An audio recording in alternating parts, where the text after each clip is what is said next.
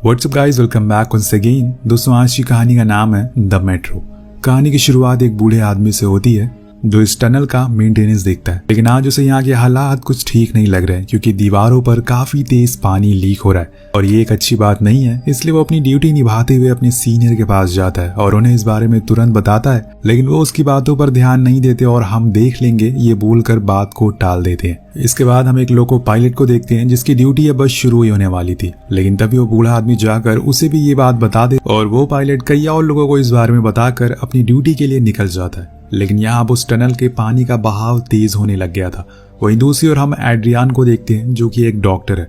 वो अपने पेशेंट को चेक कर रहा था, पर घर आने पे उसकी बेटी जूली कहती है कि डैड, मॉम अभी तक घर नहीं आई है, आप उनसे फोन करके एक बार पूछिए कि वो कहाँ रह गई। लेकिन असल में एड्रियान को भी नहीं पता कि उसकी वाइफ कहाँ पर है, क्योंकि उसका तो अफेयर चल रहा है उसके बॉस जॉन के साथ, जो कि यहाँ पे हम साफ देख सकते हैं और ये बात जॉन को भी पता है। लेकिन वो उसे कुछ कहता नहीं क्योंकि उसने अपनी वाइफ से इस बारे में कई बार बात की, पर इसका कोई भी फायदा नहीं हुआ। अब अगले दिन जूली और एड्रियान दोनों घर से निकल जाते हैं क्योंकि एक को स्कूल जाना था और दूसरे को हॉस्पिटल। लेकिन उनके जाने के बाद वहां पे क्लारा आती है जो उन दोनों से मिलने आई थी, लेकिन वहां पर वो मौजूद ही नहीं थे, इसलिए उसे निराश होकर घर जाना पड़ता है। अब यहाँ में एक और चीज पता चलती है कि जिस सबवे में पानी लीकेज हो रही थी वो असल में रिवर के नीचे है, यानी कि अगर जरा सी भी क्रैक हुआ तो पूरा सबवे पानी से भर जाएगा और उसमें जाने वाली ट्रेन भी उसी में बह जाएगी। अब स्टेशन के बाहर हम उसी बूढ़े आदमी को देखते हैं जो कि एक लड़की के साथ ड्रिंक कर रहा होता है और उसे नशे में बताता भी है कि कुछ देर बाद कुछ बहुत बड़ा हादसा होने वाला है। अब तभी वहां पर पुलिस आ जाती है और उसे लेकर जाती है क्योंकि वहां पर ड्रिंक करना अलाउ नहीं था। लेकिन वो लड़की जो कि उसके साथ थी वो भागकर मेट्रो की भीड़ में घुस जाती है और कुछ ही देर बाद वो चलना शुरू हो जाती है। अब यहाँ हम बता दें कि मेट्रो इस कहानी में कुछ अहम किरदार मौजूद है, जिसमें से जॉन, क्लारा, एड्रियान और एक लड़का लड़की जो आपस में फ्लर्ट करने में लगे हुए हैं। उधर पानी अब तेजी से लीक होना शुरू हो जाता है और इन्हें इस बात की कोई खबर नहीं थी, तो लोको पायलट मजे से मेट्रो चलाना शुरू कर देता है और कुछ ही देर बाद हम ट्रैक पर कुछ हलचल महसूस करते हैं, जैसे कि उसे कोई चीज हिला रही हो। लेकिन ये बात पायलट को पता नहीं होती, इसलिए वो स्पीड और बढ़ाता और आराम से एप्पल खाने लगता है। लेकिन अब वहां की दीवारों में छेद होना शुरू हो गया था और पानी अब गिरने लगा था, और ये चीज जब लोको पायलट देख लेता है तो वो तुरंत इमरजेंसी ब्रेक लगाता है। लेकिन इतनी जल्दी ट्रेन नहीं रुकने वाली थी और उस ब्रेक की वजह से पीछे से सारे डिब्बे में तेजी का झटका लगता है और इसी वजह से जितने भी लोग मौजूद थे सभी एक दूसरे के ऊपर गिरना शुरू हो जाते हैं। अब मेट्रो पटरी से उतर जाती है, लेकिन जो कि मेट्रो टनल में थी इसलिए डब्बे गिरते नहीं है, लेकिन झटके की वजह से बहुत तबाही होती है।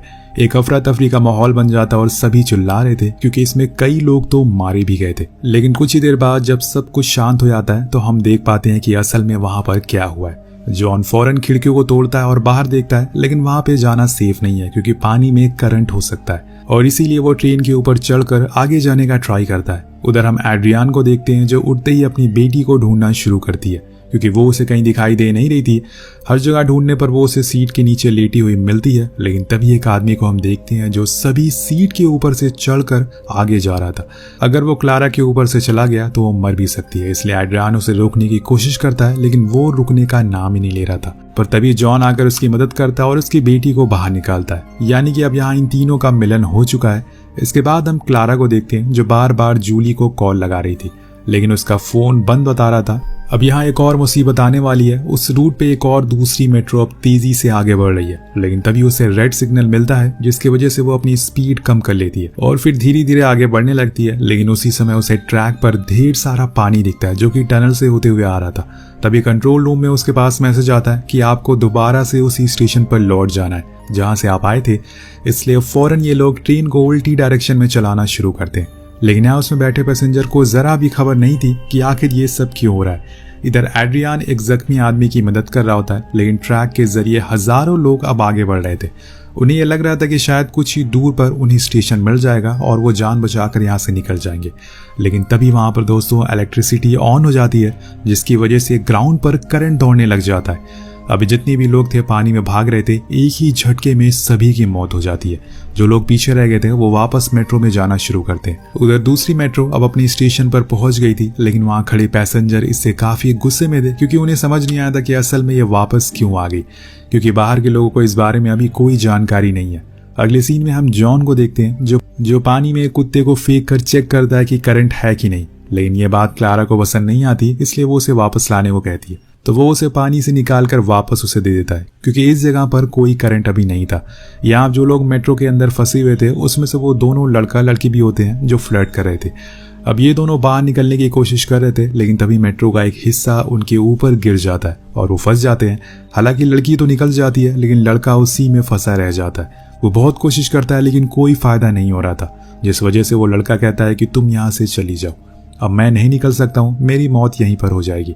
लेकिन वो लड़की नहीं मानती और कोशिश करती रहती है लगातार, और आखिर में वो उसे बाहर निकाल ही लेती है। जिसके बाद वो लड़का उसे कहता है कि क्या आप मुझे तुम्हारा नंबर मिल सकता है, पर वो मना कर देती है, जिसे सुनकर दोनों तेज तेज हंसने लगते हैं। उधर दूसरी तरफ हम देखते हैं कि जो लोग उस करंट से बच गए थे वो भागकर अब दूसरे स्टेशन पर आ गए थे, लेकिन उन्हें वहां देखकर बाकी लोग घबरा जाते हैं और इसी चक्कर में वहां पर भगदड़ मच जाती है।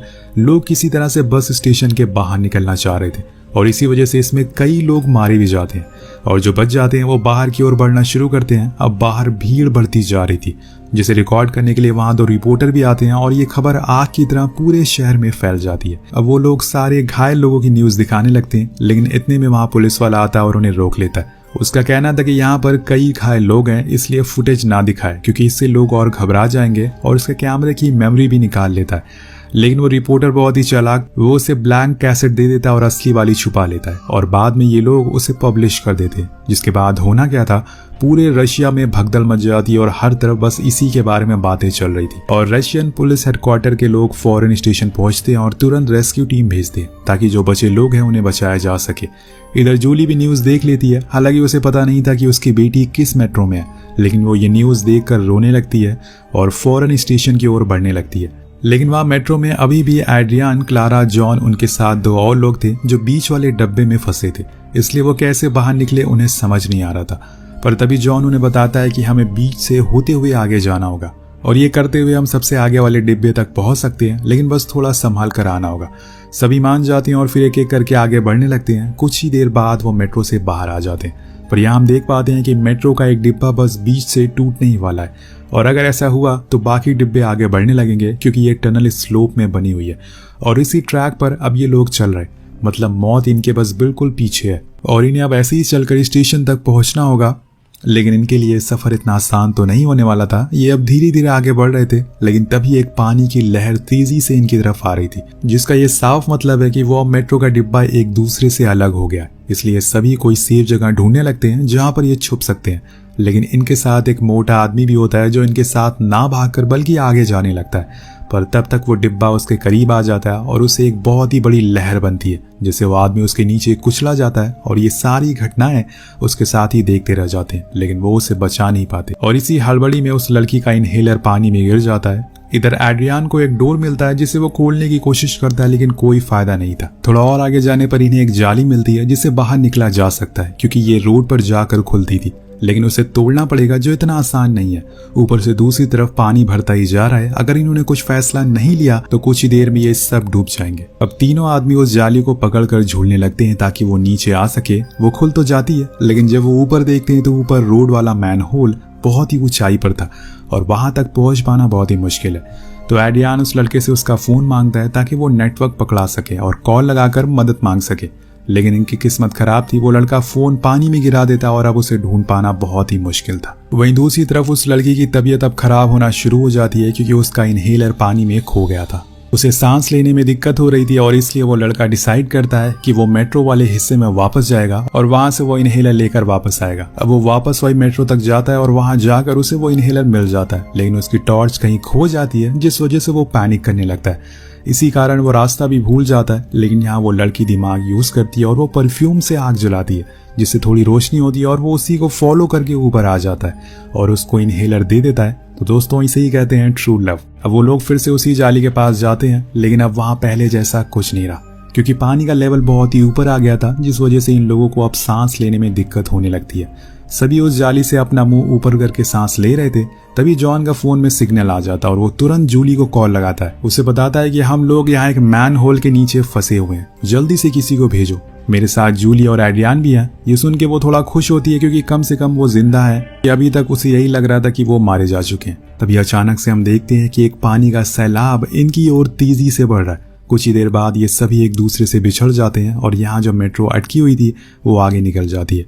जिसके साथ वहां पे रुका हुआ पानी भी उसके साथ बह जाता है और इस जगह पर ये लोग फंसे थे वो वहां से बहकर आगे काफी आ जाते हैं। उनके जाने के कुछ देर बाद वहां पर रेस्क्यू वाले अंदर आते हैं क्योंकि जूली ने उन्हें बताया था कि वो यहीं पर फंसे हुए हैं, लेकिन उनकी किस्मत खराब थी, वो लोग अब और आगे निकल चुके हैं। उधर जॉन के पैर पर चोट लग जाती है और वो जैसे तैसे करके आगे आता है, अपने लोगों के पास पहुंचता है, लेकिन वो ऊपर चढ़ नहीं पा रहा था, इसलिए एड्रियान उसकी मदद करता है और उसे ऊपर लाता है। यहाँ वो उसे ये भी कहता है कि तुम्हें क्या लगता है कि मैं तुम्हें इतनी आसानी से मरने दूंगा? नहीं, ऐसा नहीं है, अभी तुम्हें कुछ पेपर पर साइन करना है, जिसके बाद तुम कहीं भी जाओ मेरी बीवी के साथ, मुझे कोई फर्क नहीं पड़ेगा, क्योंकि मुझे अच्छे से पता है कि वो इस समय तुम्हारे लिए रो रही होगी।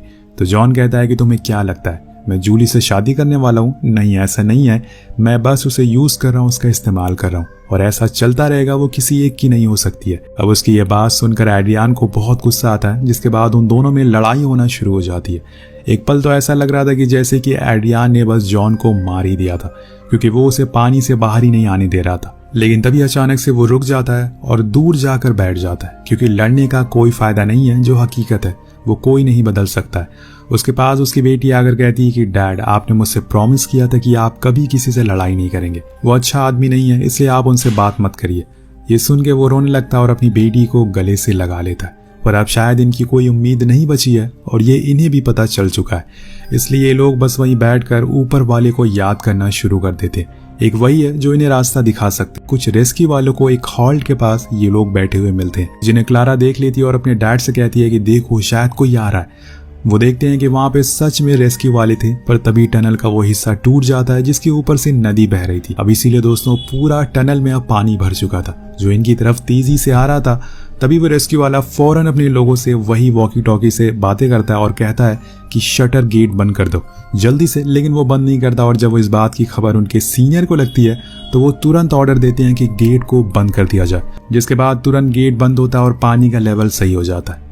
इधर जूली बाहर अभी भी अपनी बेटी का इंतजार कर रही थी उसी मैन होल के पास। उसे लग रहा था कि शायद वो बाहर आ जाएगी, और इसी पल एक चमत्कार होता है। एक रेस्क्यू वाला गटर से एक आदमी को बाहर आते हुए देखता है। वो फौरन भागते हुए जाता है और उस जाली को बाहर निकालता है और देखता है कि उसमें उसी का एक साथी है और साथ में वही लोग हैं जो अंदर फंसे थे। फिर एक एक करके सारे लोग ऊपर आने लगते हैं और साथ में वो डॉग भी। लेकिन यहाँ जूली ने ये तो सोच लिया था कि अब कोई बचा नहीं है, इसलिए वो जाने लगती है। लेकिन तभी पीछे से उसे आवाज आती है कि मम्मी। जब वो पलटती है तो वहां उसकी बेटी थी। अब वो भागती हुई जाती है और एड्रियान और क्लारा दोनों को गले से लगा लेती है। ये सब जॉन देख रहा था। अब वो उसके पास नहीं गई थी और कही हुई बात उसकी गलत साबित हो गई थी, ये उसके चेहरे से साफ साफ झलक रहा था। लेकिन यहाँ एड्रियान जूली से नाराज था, इसलिए वो उसके साथ बैठता नहीं है। लेकिन उसकी बेटी के रिक्वेस्ट करने पर वो उसके साथ एम्बुलेंस के अंदर बैठ जाता है। दूसरी तरफ हम उसी लड़के को देखते हैं जो उसे लड़की को प्रपोज करता है, और वो लड़की भी एक्सेप्ट कर लेती है, और इसी के साथ ये कहानी यहीं खत्म हो जाती है।